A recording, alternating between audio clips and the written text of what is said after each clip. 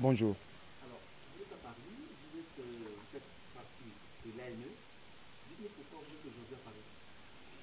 Oui, effectivement, je m'appelle Serge Christian Da, au sein de l'Autorité nationale des élections en Centrafrique. J'assume les fonctions de chef de division des affaires juridiques et administratives. Je suis à Paris depuis ce matin dans le cadre du scrutin référendaire. Et bien avant cela, l'objectif primaire assigné à ma mission est de venir, conformément aux dispositions du Code électoral, de former les membres de démembrement qui sont une structure de l'ANE afin de superviser le scrutin qui aura bien lieu demain le 5 en France. Alors, il y a 5 centres en France. Est-ce que vous avez un mot à passer aux centres africains qui résident au niveau de la France? Très simple. Je souhaiterais que cette mobilisation-là puisse être massive, qu'ils puissent vraiment adhérer à ce processus afin que nous puissions déjà, avec succès, aborder cette première phase qui se trouve être l'adoption de notre Constitution et dans les jours qui vont suivre, aller aux élections législatives et présidentielles. Dites-nous, tous les centres africains qui sont inscrits et qui n'ont pas leur nom sur la liste venant de Bangui, qu'est-ce que vous leur demandez de faire demain? C'est bien dommage, mais ces cas-là sont récurrents même à Bangui, hein, ce n'est pas seulement ici en Europe. Et le centre de traitement des données qui est en charge de confectionner cette liste s'est rendu compte que dans la publication de cette première liste, il y a eu beaucoup d'erreurs. Et là maintenant, ce centre est en train de vouloir y pallier en cherchant maintenant à insérer ceux qui n'ont pas pu être listés dans la première liste. Et je crois que là maintenant, puisque le référendum c'est demain, et est autorisé à effectuer cette opération que ceux qui détiennent leur carte ou ceux qui ont leur récépissé et inscrits sur la liste électorale. Sur la liste électorale, ceux qui ont leur passeport ou leur carte consulaire, est-ce qu'ils peuvent venir voter ou pas?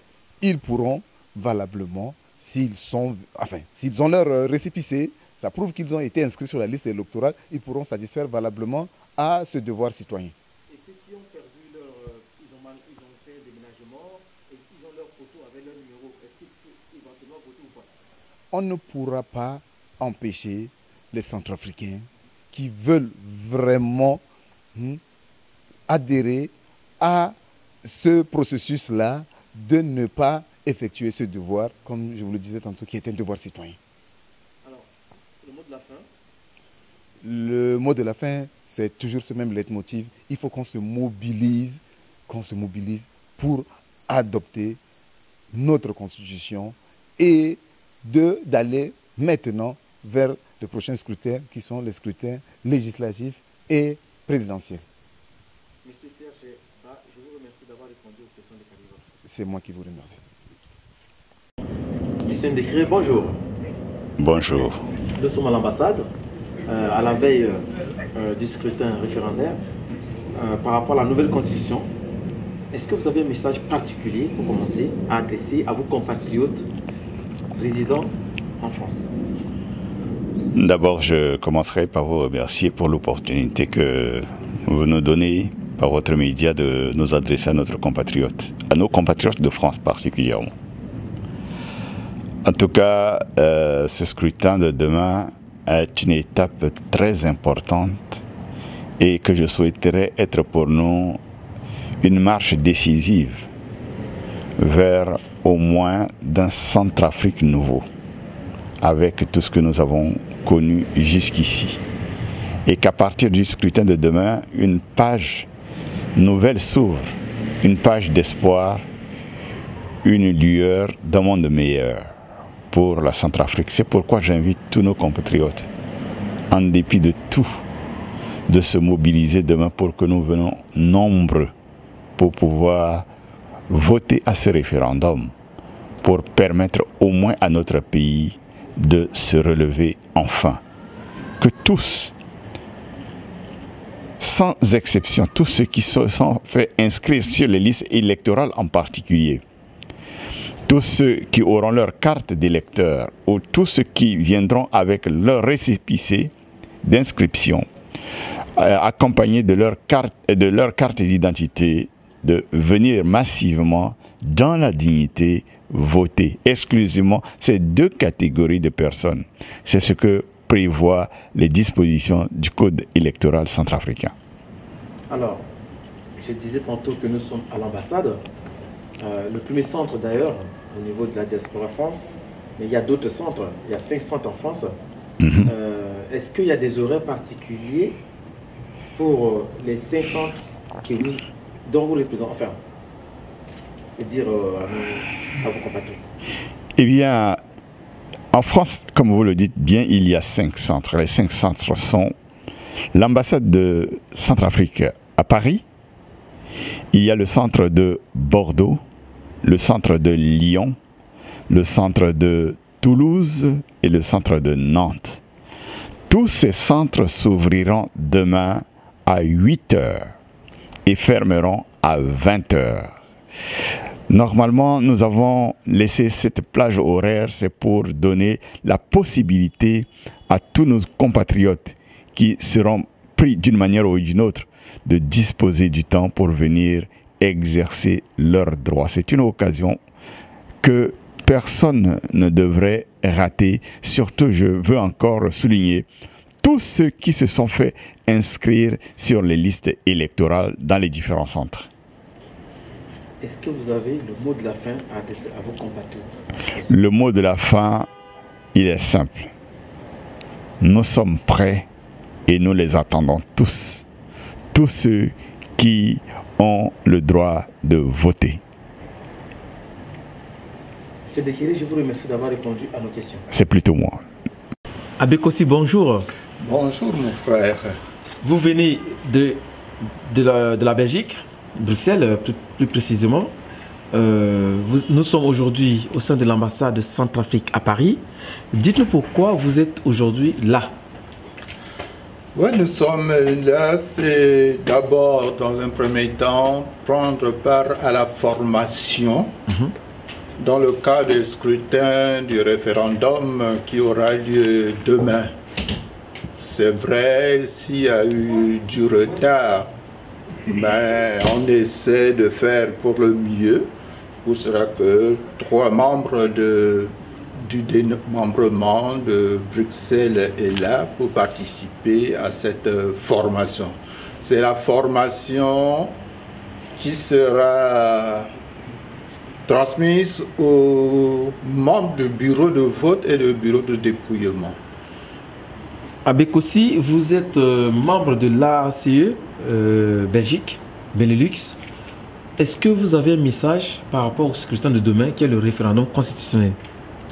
Si, c'est que bon, nous avons la chance en venant ici de voir que les cartes d'électeurs sont là, nous les avons récupérées, nous avons les bulletins, le matériel sensible qui manquait, nous venons de les réceptionner. Je pense que rien n'empêche maintenant la tenue de ce scrutin.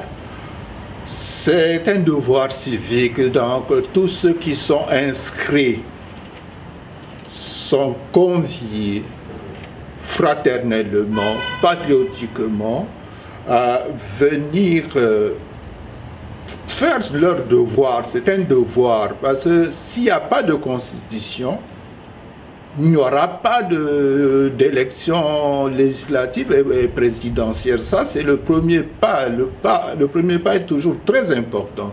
C'est pour cela que moi, j'invite tous les compatriotes centrafricains de Benelux de faire cet effort de venir massivement demain à la chancellerie pour poser cet acte. Bon, c'est libre, je ne peux pas leur demander de voter oui ou non, mais c'est en âme et conscience, mais l'essentiel, c'est de venir participer à ce scrutin référendaire. Est-ce qu'il y a un seul centre aujourd'hui en Belgique ou il y a d'autres centres? En Belgique, bon, uniquement pour la Belgique, il y a un seul centre, c'est à la chancellerie, c'est-à-dire à l'ambassade. Et pour ceux de Belgique, ils savent que notre ambassade, c'est face au siège de l'OTAN. Rue de la Fusée. Oui, rue de la Fusée, numéro 64. C'est dans la commune de Vers. Donc c'est face à, comme je disais tantôt, le siège de l'OTAN. Et que pour ceux qui prendront le transport en commun à partir de la gare centrale, ils prendront le bus 65 et vont arriver à la chancellerie sans problème. Est-ce que vous avez le mot de la fin, monsieur l'abbé? Ensemble, essayons de construire un nouveau Centrafrique à partir de ce scrutin référendaire et les élections qui suivront. Je vous remercie d'avoir répondu à nos questions, monsieur l'abbé. Merci, mon frère, cher journaliste. Merci. Arnaud Yaliki, bonjour. Bonjour. Alors, nous sommes aujourd'hui à Paris, au sein de l'ambassade. Dites-nous pourquoi il y a eu une délégation spéciale pour l'ANE, c'est-à-dire l'autorité nationale de transition, pour pouvoir former les agents de l'AACE par rapport au référendum de demain. Merci, monsieur le journaliste, pour la question que vous me posez. Je pense que le déplacement de l'autorité nationale des élections en France pour pouvoir former les démembrements ici en France, c'est une très bonne chose. Parce que c'est une responsabilité un peu délicate. Il va falloir qu'on les informe de la tâche qui leur incombe pour que le référendum constitutionnel ainsi que les élections groupées se déroulent dans de bonnes conditions. Donc à mon avis, cette information est très importante pour la réussite de la participation de la diaspora centrafricaine en France aux élections. Alors, avant de poursuivre notre entretien, j'aimerais que vous disiez à nos téléspectateurs qui vous êtes. Oui, je suis Arnaud Yaliki, de nationalité centrafricaine, et je suis juriste de formation. Puis voilà, je vis à Paris pour mes études. Voilà. Alors, quelle lecture faites-vous aujourd'hui par rapport au scrutin de demain? Je pense que le scrutin de demain, il faut le rappeler, ça c'est un référendum constitutionnel. Ça veut dire qu'il y a un projet de constitution qui a été adopté par le Conseil national de transition. Et ce projet de constitution doit être soumis à l'approbation populaire. Il faut que le peuple s'y prononce pour pouvoir donner une légitimité irrévocable à ce texte. Donc voilà, demain, le dimanche 13 décembre, les Centrafricains ils vont voter, oui ou non, pour ce référendum constitutionnel. Donc voilà ce que je pourrais dire par rapport à ce scrutin. Certains de vos compatriotes ne comprennent pas pourquoi les autorités de transition, l'autorité nationale des élections, la Cour constitutionnelle ont mis en place ce référendum constitutionnel. Est-ce que vous avez un mot à y ajouter? Je pense que ce référendum constitutionnel est très important dans l'histoire de notre pays. C'est par rapport à la crise que nous avons connue. Nous avons connu une crise, nous avons une constitution qui a été adoptée, qui a été dissoute par les rebelles quand ils avaient pris le pouvoir. Une nouvelle constitution a été adoptée. C'est vraiment important pour que le peuple s'y prononce. Je pense que nous avons eu un pareil exercice dans les années 86 quand il y avait eu un référendum constitutionnel couplé à l'élection du président Kolingba, mais ce n'est pas la même chose. Mais cette fois-ci, nous allons nous prononcer seulement sur ce projet de constitution. Nous allons voter ce projet de constitution. Comme je l'ai dit tout à l'heure, nous allons donner une légitimité irrévocable à ce texte, à cette loi fondamentale qui conditionne la réussite de la nouvelle République centrafricaine de demain. Donc du coup, pour moi, ce référendum constitutionnel est important pour deux raisons. La première, elle est liée à la crise que notre pays a connue. Il nous faut une constitution légitime pour pouvoir sortir, pour pouvoir arriver à ce qu'on peut appeler la légalité constitutionnelle. D'autre part, ce référendum constitutionnel est important par rapport au texte même de ce projet de constitution. En ce qui concerne le texte, moi, personnellement, j'ai apprécié le fond et la forme. Je viens de parler de la forme en ce sens qu'il y a un projet qui a été adopté, qui doit être validé par le peuple. Voilà, cette forme-là, elle est originale dans l'histoire de la République centrafricaine. Sur le plan du fond de ces textes, c'est-à-dire du contenu matériel de cette constitution, il y a des droits et libertés qui ont été affirmés et des principes à valeur républicaine qui ont été affirmés, qui n'ont pas existé dans les constitutions précédentes que nous avons connues. Ils sont là. Par exemple, nous avons vu, on a parlé de la parité entre l'homme et la femme, on a parlé du rôle de l'armée dans la vie politique centrafricaine, on a parlé par exemple, que sais-je, on a parlé j'ai évoqué la souveraineté de la République centrafricaine sur les ressources naturelles, c'est-à-dire désormais les conventions qui seront ratifiées par le gouvernement centrafricain doivent être connues du peuple centrafricain. Le peuple doit se prononcer dessus. Et donc il y a beaucoup de valeurs qui ont été affirmées. Le problème de la laïcité, mais cette fois-ci cette constitution a défini d'une manière claire et précise. Elle a évoqué la séparation de la religion et de l'État. Et donc, du coup, sur le plan, toujours sur le plan du fond de ce texte, on a adopté, les conseillers nationaux, ils ont adopté ce qu'on appelle le parlementarisme bicaméral. Ça veut dire que désormais, il y aura deux têtes, l'Assemblée nationale et le Sénat.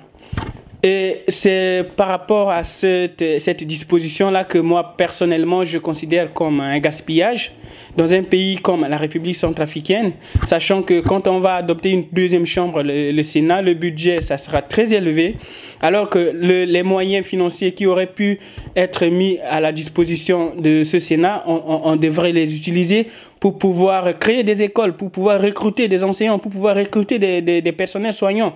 Moi, je pense que l'urgence, c'est ça. Pour créer de l'emploi pour les jeunes. À mon avis, créer un parlement bicaméral, c'est-à-dire à deux têtes, c'est vraiment du gaspillage. Donc, s'il y a une chose qui nous gênerait dans ce projet de constitution, c'est vraiment cette disposition-là. Mais pour autant, l'urgence, moi personnellement, j'appelle tous les Centrafricains, quels qu'ils soient, ceux qui ont rempli toutes les conditions pour pouvoir voter, d'aller demain massivement se prononcer en faveur de ce projet de constitution. Et le reste des bémols qui s'y trouvent, c'est un texte qui a été rédigé, on peut les réviser. Mais l'urgence, c'est d'adopter, de dire oui à ce projet de constitution de demain. Et pour ceux qui vont dire non? Pour ceux qui vont dire non, c'est leur liberté. C'est leur liberté de choix. Mais moi, si j'ai un conseil à donner, si au regard de la crise que nous avons connue, il faut que nous adoptions ce projet-là. Il faut que nous validions ce projet qui a été adopté par les conseillers nationaux. Comme ça, nous allons sortir, nous allons avancer vers les élections, nous allons instaurer, établir, faire confiance à nos nouvelles autorités pour que la République centrafricaine aille de l'avant. Pensez-vous que le futur président aura le droit, si la constitution, la nouvelle constitution adoptée, de toucher au texte ou pas? Moi, je pense que la question du mandat des présidents de la République telle qu'elle se pose dans les pays africains, elle ne se pose pas chez nous. Même c'est juste des intentions selon lesquelles l'ancien président François Bozé voulait modifier la Constitution. Mais en tout cas, ce problème ne s'est jamais posé chez nous. Peut-être ça se posera. Mais à mon avis, je pense que le véritable verrou constitutionnel en République centrafricaine, c'est l'interdiction formelle de prise de pouvoir par la force. Voilà le véritable verrou constitutionnel en République centrafricaine. Donc, cette disposition-là, en principe, vraiment, le peuple doit avoir un regard vigilant dessus pour que d'ici demain, quiconque qui va prendre les armes, quiconque qui va créer et entretenir une rébellion pour venir déstabiliser la République, vraiment, le peuple se soulèvera comme un seul homme, comme les Burkinabés, ils ont fait pour dire non à un coup d'État. Le peuple se prononcera pour pouvoir dégager toute personne qui viendra conquérir le pouvoir par la force. Donc, je le répète encore, le verrou constitutionnel en République centrafricaine n'est autre que l'interdiction de prise de pouvoir par la force. Monsieur Yaliki, pour finir notre entretien, est-ce que vous avez un message particulier à adresser et aux autorités de transition qui préparent actuellement le référendum constitutionnel, les élections prochaines, et à vos compatriotes, qui soient ceux de la diaspora ou ceux qui sont en République centrafricaine? Alors, j'ai deux messages à lancer à l'endroit de toutes et de tous. Un message à l'endroit des autorités centrafricaines et un message à l'endroit de toute la population. En ce qui concerne les autorités centrafricaines, les troubles que nous connaissons aujourd'hui sont le résultat de la malgouvernance dans notre pays. De ces élections-là dépendent la vie de toute une nation. D'où les autorités politiques centrafricaines doivent faire des efforts dans la limite de leurs possibilités pour que ces élections se déroulent d'une manière apaisée, transparente, équilibrée et par conséquent pour que les résultats soient acceptés par toutes les parties. Voilà le message que j'ai à lancer à l'endroit des autorités qui ont la charge d'organiser ces élections. En ce qui concerne la population, moi je lance un vibrant appel à l'endroit de tous les Centrafricains de vouloir s'impliquer davantage dans le déroulement de ces scrutins, d'aller voter massivement. Il ne suffit pas seulement de voter, parce que nous en avons vu, il y a des gens qui votent pour les quelques avantages qu'on leur donne. Mais ce sont ces petits avantages-là que nous subissons aujourd'hui. Donc les Centrafricains, ils doivent se prononcer, ils doivent aller voter, exercer ce droit de vote. Non seulement voter, mais bien voter. Parce que ce que nous voyons aujourd'hui, nous constatons aujourd'hui, c'est des dirigeants que nous élisons qui viennent, qui nous font du mal, qui ne dirigent pas le pays dans l'intérêt de ceux qui les ont élus. Donc, comme dit George Orwell, il ne suffit pas de voter, mais il suffit aussi de désigner la personne qui est capable pour pouvoir conduire la destinée d'un pays.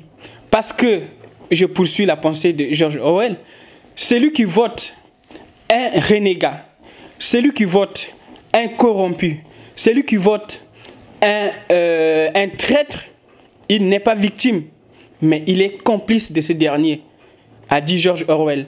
Donc j'invite les compatriotes centrafricains à venir massivement voter leurs candidats en fonction du programme des candidats, en fonction aussi, il faut le reconnaître par rapport au contexte de la crise, en fonction de la personnalité de ce candidat, pour que d'ici demain, l'avenir de la République centrafricaine soit prospère. Voilà, si j'ai un message à dire à mes compatriotes, ce serait ça. Que Dieu bénisse la République centrafricaine. Arnaud Yaliki, je vous remercie d'avoir répondu à nos questions. C'est moi qui vous remercie, monsieur le journaliste.